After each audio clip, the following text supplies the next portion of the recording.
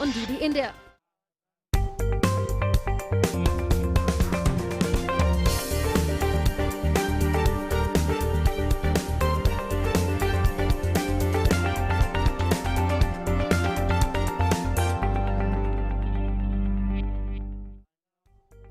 Good evening viewers and welcome to Media Scan, your favorite weekend show where we look at headlines, controversies and debates hogging media platforms round the week. We have a full plate this evening, what with the Bihar election results and so much more. But before that, what made news? Proving most exit polls completely off the mark, the NDA is back in the saddle in Bihar. Nitish Kumar is likely to take oath as Chief Minister for the 6th time any day after Diwali.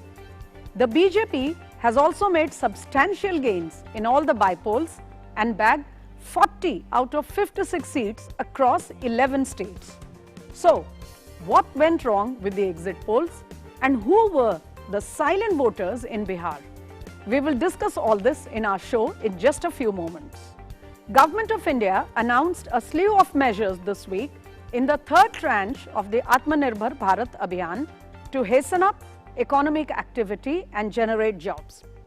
Atmanirbhar Bharat Rozgar Yojana would be giving EPFO benefits to employers for hiring more people, more relief for home buyers, boost to rural employment and fertilizer subsidies were other high points of the package announced by Finance Minister Nirmala Sitharaman. Pink papers and most websites have welcomed the announcements as the Diwali stimulus. This week, Punjab withdrew the general consent to CBI for investigation within its jurisdiction. With this, the number of states withdrawing their general consent has gone up to 8. What is this general consent? And how can it affect the purpose of investigation for the premier investigative agency? I will discuss this and other aspects of this issue with our guests in the next segment. After months of standoff, there is some hope of troops withdrawal along the northern banks of Pangong Tso in eastern Ladakh. Media reports quoting sources said China and India were working on a formula to withdraw heavy armory and tanks and also a gradual thinning of troops. This came after the recent round of military talks between the two countries. However, there is no official detail of the said proposal. OTT platforms as well as digital news has now been brought under the purview of the Union Information and Broadcasting Ministry. An order to this effect was issued by the President's House earlier this week. This would help the ministry to frame guidelines for these media and address various issues being raised by consumers. Till now, digital news was under the Ministry of Information Technology. The government has always advocated self-regulation regarding content on digital platforms. So those were some of the common headlines this week. To discuss a couple of those interesting developments, I have a special panel here with me. Let me introduce my guests to you for the evening. I have with me Vandita Mishra, National Opinion Editor of the Indian Express. We have been reading Vandita for long years on all political developments, but particularly her reportage on in-depth elections has been a talk of the town. Welcome Vandita Mishra. I also have with me Shekhar Iyer, a common face on Doordarshan, a senior seasoned journalist and a commentator on all political and current affairs. Welcome Shekhar. Thank you. The Bihar results were bad news for psephologists and pollsters. All except one exit poll had predicted a clear advantage to the Mahagathbandhan and two of them predicting a landslide victory. Post results, most of them laid the blame on the silent voter whose mood they said was difficult to gauge. So, who is this silent voter? Can he or she swing a hotly contested election battle? We will discuss all of that, but before that, let's hear what the Prime Minister Narendra Modi had to say on this very recently at the BJP headquarters when the results became clear for Bihar. साथियों, अखबारों में चर्चा है silent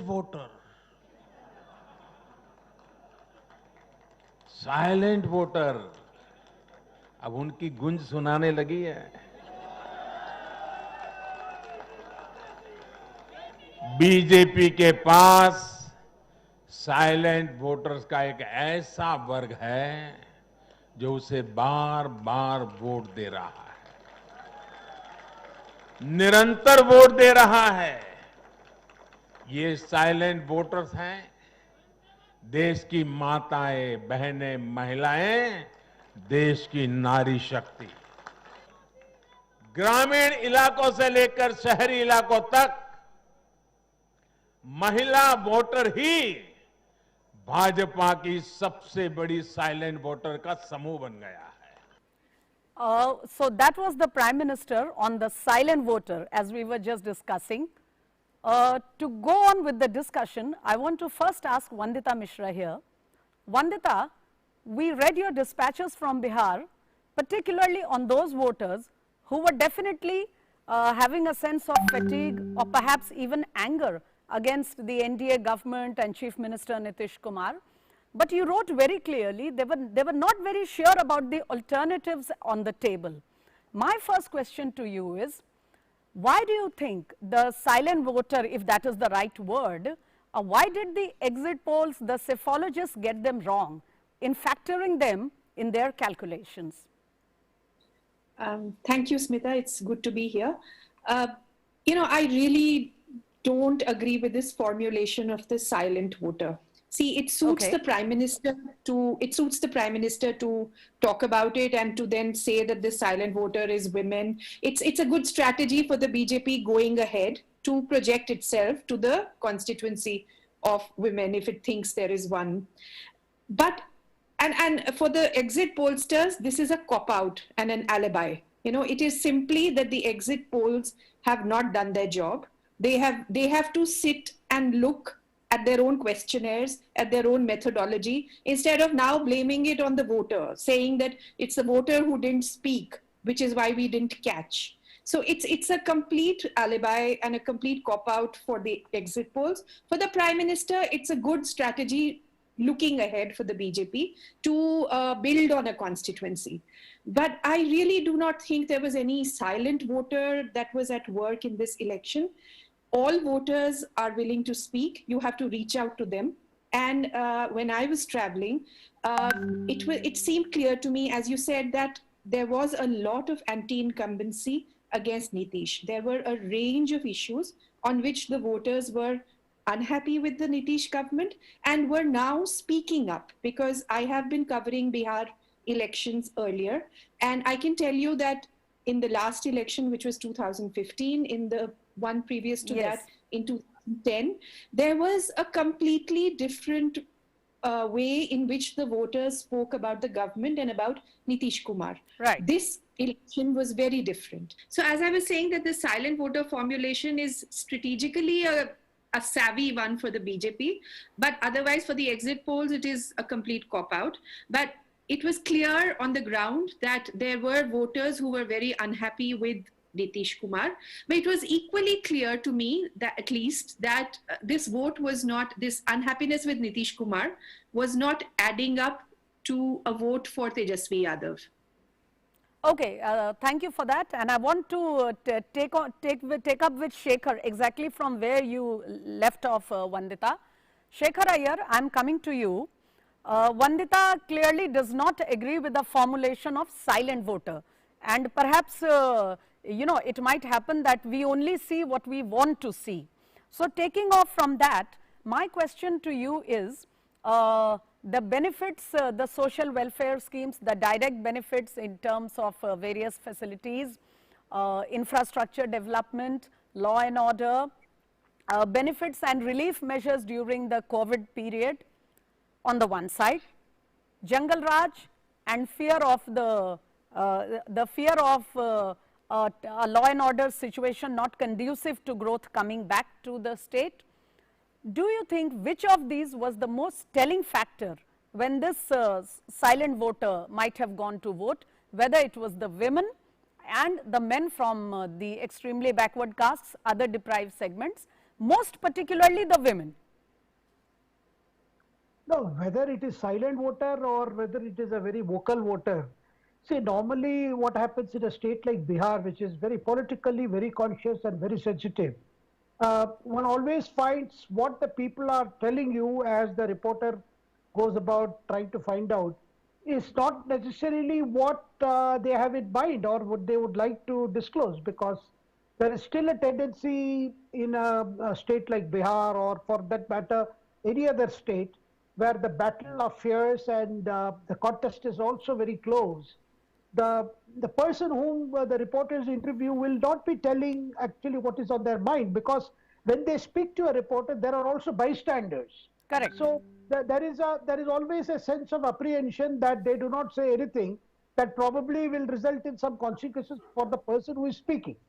So a reporter, because I have my own experience as a political reporter of the field, so when we do go about and talk to people, there is always an element of discount that probably what is being told to you is not the complete truth, or maybe half truth, because when you go to the far-flung areas, when anybody descends from a jeep or a car, people surround you and then you talk to someone at random. Yes. Then whenever they start speaking, they start wondering who has come. Does he belong to any party, or is he a particular way? And also, the problem is there are some communities which are very vocal. There are some people who will speak, but there are others who will be very silent. They'll be shrug their head or do a lot of I would say facial communication. Now it is for the reporter or the journalist on the field to to assimilate what is being said and then accordingly process. I get Also, your point. I think What you are trying to stress is that it is not so black and white. Whether it is a pollster's agent or a news reporter, they must understand and try to read between the lines. But I have a small interjection here, Shekhar. My point to you is, while everybody was writing a lot and television was showing 24/7, the swelling crowds in Tejaswi Yadav's rallies, a big number for sure, people forgot to add that the Prime Minister's rallies were restricted by numbers. But anyway, coming back to my question, you see, perhaps people forgot to understand the point that the aggression in Tejaswi Yadav's rallies was having an impact on another segment of the voter or the population who might have actually consolidated by seeing the aggression in those rallies. Yeah, you see, of course, because what happened was, even as the camera showed a lot of crowds at Tejasvi Yadav's rallies, equally at the Prime Minister's rally, the COVID protocol was sought to be, enforced as strictly as possible, because that was the Prime Minister's direction also. Because Prime Minister did not want his rallies to become a message where, there are violations. Exactly. And which can have tremendous consequences. So there were very strict complaints in terms of people being allowed in the arena, people undergoing the mandatory checks, as well as the number of people who could assemble at a particular spot. Now, but I have another problem, Smita, when it comes to coverage. What is happening more and more? The reporter who goes there has already some preconceived, ideas for him to look for, and there is a peer pressure, because the peer pressure also prevents the journalist from asking the right question. Correct. The effort should be as objectively as possible. Now, what has happened today is, particularly the English medium newspapers, there is a lot of peer pressure on them that they cannot go, and even if they felt the situation was not to their liking or to what their newspapers would print or what their editors wanted, so the tendency is not to take into account what they see, because the fear is they would not like to be left out or a person who is reporting in a manner which doesn't go in sync with what others are saying. Very interesting. I'll take it to Vandita from here. Yes. Very interesting insight from Shekhar, Vandita, about this peer pressure working on news reporters on the ground. But I have a different question for you.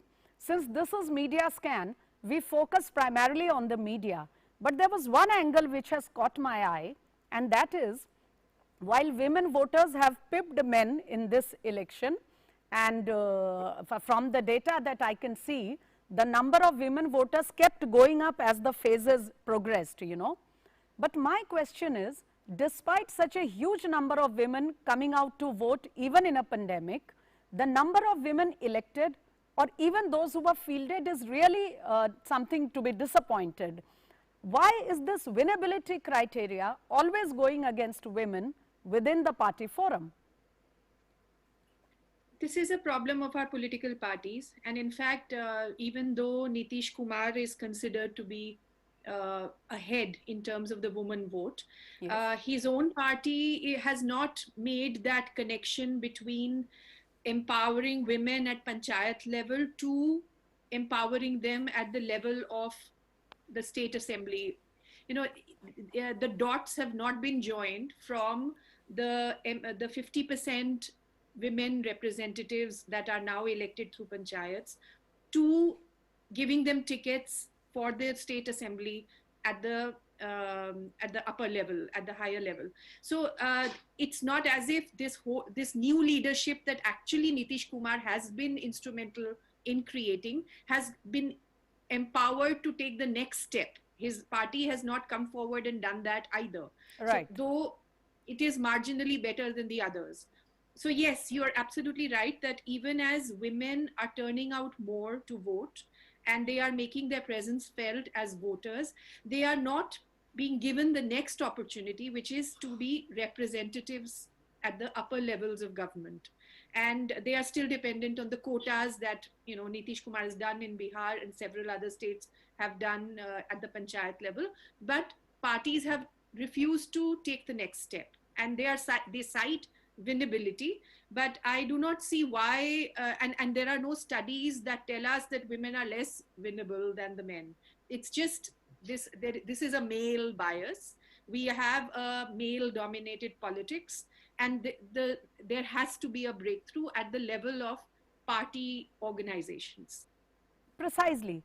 In fact, from the data that I have gone through, we can very clearly say that once women are fielded in the electoral battle, their percentage of winning is as good as their men counterparts. So clearly, the gender bias is not at the level of winnability. The bias exists at the level of giving them tickets. On that, Yes. I want to come to Shekhar for one last question before we move on to the next subject of discussion. Shekhar, as you may have seen, of course, we did not see any merry dancing in those studios this time round in the elections. But there is one argument on which perhaps we should be fair to the pollsters. They say that in the science of data analysis, it is the vote share which matters. So, since the vote share of both the principal formations were almost at par, they couldn't have done anything about projecting the seats. Your argument on that? Well, Smita, I personally feel, whether it is exit polls or reporters doing the dipstick thing, given the pandemic situation, I don't think they were able to travel far and wide and talk to a lot of people. And finally, when the exit poll results did not match the actual results, we saw some of the managers of the exit poll actually, conceding the fact that they could not speak to the women voters, they could not get the full details on the ground, et cetera, et cetera. And similarly, I think reporters probably could not have also gathered a lot greater detail on the ground because of the pandemic situation. Right. And apart from the fact, I think there is a mindset issue because, particularly there is a feeling that if they cannot just say something that appears, say, positive to a particular party, because that they do not want to, they want to record, or they don't want to, because I mentioned about the peer pressure. So that is why very frequently in Tamil Nadu, when Jayalalitha came back, everybody was taken by surprise because the exit polls had given completely different picture. Yes. Similarly, in Bihar, the NDA had to lose if you go by the way the journalists were projecting it. But then when the situation was different, then they began looking for, things were bad in the first phase, then they picked up in the second and third. Maybe that is true. I mean, but generally, I think it only tells us that we need to go to the field with a more open mind and not go with some preconceived theories and then look for elements to support our theory, because this is largely happening. Right. Instead of, So letting the ground clearly, speak. in field reporting on elections, as any other profession perhaps, going with an open mind without preconceived ideas or angles is the only formula, I think, to be fair to the voters and to the readers or the viewers. One quick remark from Vandita Mishra before I move on to the next subject. Vandita, we heard the Prime Minister at the BJP headquarters mention, not by name, but the political situation in Bengal, the killings and the violence against political rivals.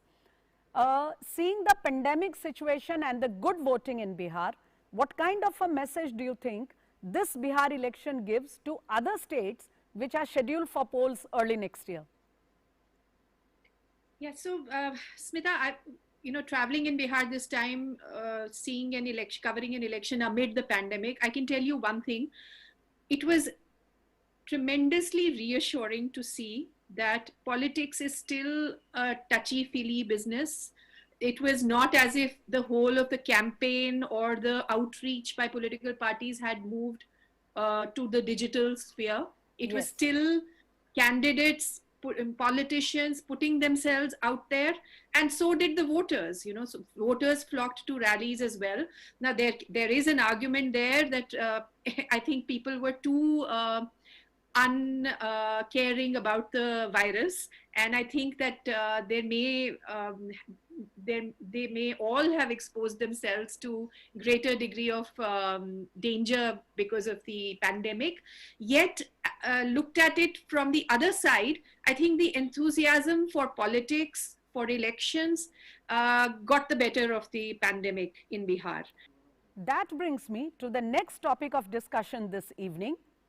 This week, Punjab Chief Minister Captain Amrinder Singh ordered the withdrawal of general consent to CBI. With this, the number of states withdrawing general consent has now gone up to 8.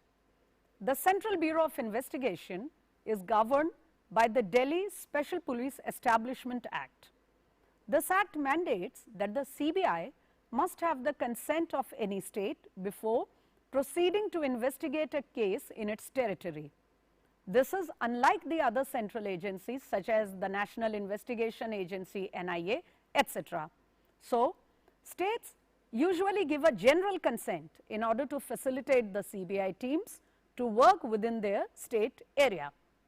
Withdrawal of general consent means CBI would have to take a permission every time it tries to investigate a case, except if ordered by the Supreme Court. So, how would this withdrawal of general consent affect the working of the premier investigative agency? I want to come to Shekhar Iyer first on this. Shekhar, you have been following not only current affairs, but particularly center-state relations for a long time now. My question to you is, how will this withdrawal of the general consent affect the investigation of crucial cases where time lag is a very, can be a serious factor? Well, CBI has always seen lot of, I would say, received a lot of adverse publicity in terms of the cases it chooses to investigate, the pace and manner in which the investigation is done, and also in finally, what happens in terms of prosecution and conviction. Now, that apart, what we are seeing now is a kind of the battle or some kind of a preemptive action by opposition ruled states who are beginning to feel that perhaps the CBI is after them and because for political reasons and is going to pin them down in one case or the other.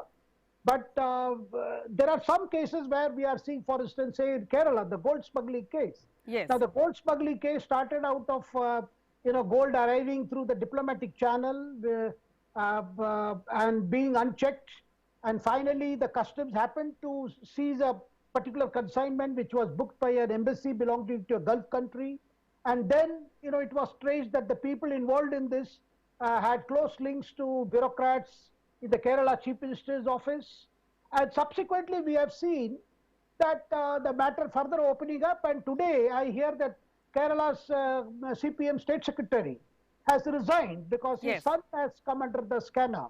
Now, there will be cases which may not require direct state government's consent, but can come out of, say, a case involving terrorism or a gun running or a drug smuggling, and things could have a political fallout. But definitely a message does go out that the opposition may be apprehending some kind of a political persecution, but it also sends out a signal that they are also afraid of some wrongdoings happening in their domain being under scrutiny. Because, okay, from sitting in Delhi, one can take a view that, okay, the opposition ruled states are scared that the center may use CBI against them. But for the people in the state, it may appear that since CBI does have a reputation of doing a good job in cases where there have been no political interference and trying to reach at the truth. And if a particular party in power in a state is stopping a body like CBI from investigating, definitely there will be a question in the state, among the people of the state, what is it that the state government is scared of? What is it that the political leaders who are in power are trying to avoid? Let me take in Vandita on that, Shekhar. Very valid point. Vandita, Shekhar just raised the question, why are state governments afraid and they have to hamper the movement of CBI teams? He mentioned the political situation in Kerala following the entire scam. If I remember, Uddhav Thackeray, it was being said by experts everywhere in Mumbai and Delhi, that since he was scared that the TRP scam might go to the CBI, he announced a withdrawal of the general consent. I just want a quick remark from you on this. Why do you think the state governments have gone for this measure? Because I remember very well during the riots and post-riots cases, when Narendra Modi as Chief Minister of Gujarat was being grilled by so many agencies, he had not taken this decision to withdraw consent even in those dire circumstances. Smita, I'm not going to talk about specific cases, but I will say this, that I don't think the question is only why are state governments refusing permission to the CBI. I think we have to ask a larger question here. And the larger question is that there has been a politicization of these agencies, particularly of the CBI, and there is therefore a breakdown of trust between the state and the center. So that has to be kept in mind when you look at these decisions of the state governments. That trust has to be restored, and for that trust to be restored, the onus is as much on the center as it is on the states. So that was an interesting take on both the subjects. Vandita Mishra clearly thinks that there is a question of trust with the state governments and the central agency. Shekhar Iyer feels the state governments may have something to hide when they try to hamper the movement of the CBI team. With that, I come to the end of this evening show. Thank you very much, Vandita Mishra, Shekhar Iyer. And we here will continue to scan the media for you viewers. You keep watching DD News, DD India. And on that note, have a joyous and peaceful festival. Good night.